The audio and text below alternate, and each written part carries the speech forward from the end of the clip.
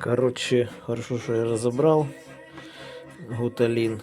Везде гуталин. Я бы его не вымыл веками. Подшипники все под замену. Все гудят на коробке. Короче, вот такие шестерни. Вон видно точечки на шестерне. Это от ржавчины, кратеры. Коробка была нормальная, не гудела.